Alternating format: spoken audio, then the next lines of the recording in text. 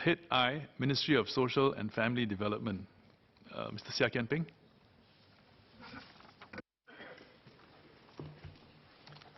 Mr. Chair, I beg to move that the total sum to be allocated to Head I of the estimate be reduced by $100. The government has put in place many schemes and services to support Singaporeans in building strong families. The danger is that many may not know about these schemes. We tend to think that if people need help, the burden is on them to find out about the avenues available and whether they qualify. They could, of course, come to see the MP to seek advice and help. But people who need help often are stressed on time. Even if they had the ability, they would not have very much time to go through all the different schemes, let alone see the MP. How can the government make these services more accessible and streamlined so that families are better supported and can strengthen the bonding with their families? To this end, I have three related questions. First, for Singaporeans who, for various reasons, have no home to go to, what help can we render to such individuals or families? How do we ensure homelessness is not an issue in Singapore? Second, at COS last year, Ministry announced initiatives to strengthen social service delivery and provide more holistic support to those in need. What is the progress of this effort? I must say I always find odd that our social service offices are closed on weekends. Would the operating hours of SSO be reviewed? Third, social needs are growing in scale and complexity, and the social service sector provides many support programs to help vulnerable individuals and families overcome their challenges.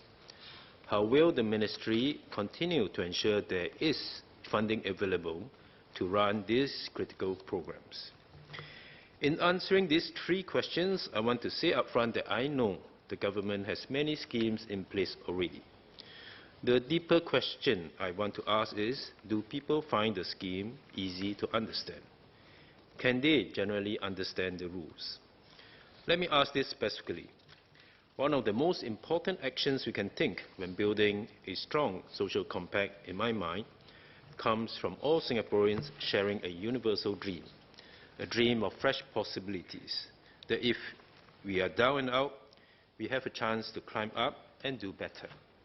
If we are doing well and strong, we lend a hand to those who need it. And one of the most inspiring and practical ways in which we strive to do this is the relatively new Fresh Start program, which allows families to buy a two-room flexi-flat on shorter lease. And they can get their housing loans of up to $35,000 and HDB concessionary loans. But there are strings attached, as there should be. Strings that means tests, to ensure that the rich do not benefit from a scheme meant for the low income. Strings on stable income, on stable employment to ensure financial sustainability, as well as to incentivize people to look for jobs. That's already complicated enough, but the scheme itself has 11 key features, including the fact that there is a minimum occupation period of 20 years. The 11th key feature says that 10% of the flats will be allocated to people who fall under a priority scheme. And what are these priorities?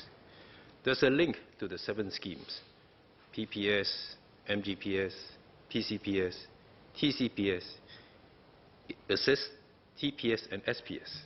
There's parenthood, multi-generation, married child, third child, divorce or widowed parents, tenants, and seniors.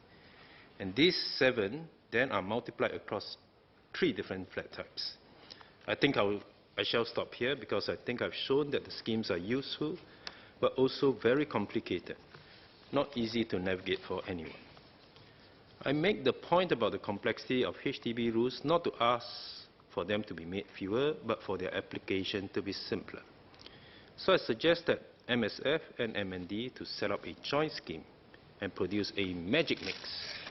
Someone who is part social welfare officer, part housing agent, part financial consultant, and above all, an expert in navigating through the rules. This someone, let's call him or her Officer X, could be cited in the Community Relations Department of MSF or HDB. The Home Ministry could be the MSF or MND.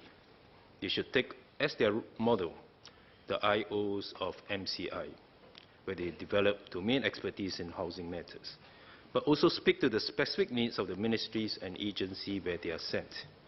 I shall say more about this in my card on MND. If anything, Minister for Social and Family Development, who is also the second Minister for National Development, is best placed to make this happen. Another area which I hope Officer X can help in relates to rough sleepers and homelessness. This is yet another example of complex needs. People who sleep in public places, such as void decks or pavilions.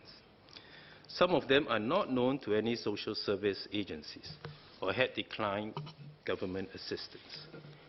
We cannot force people to do what they don't want, but prolonged sleeping in the public not only jeopardizes their health and overall well-being, it could also affect their ability to reintegrate and return to stable housing.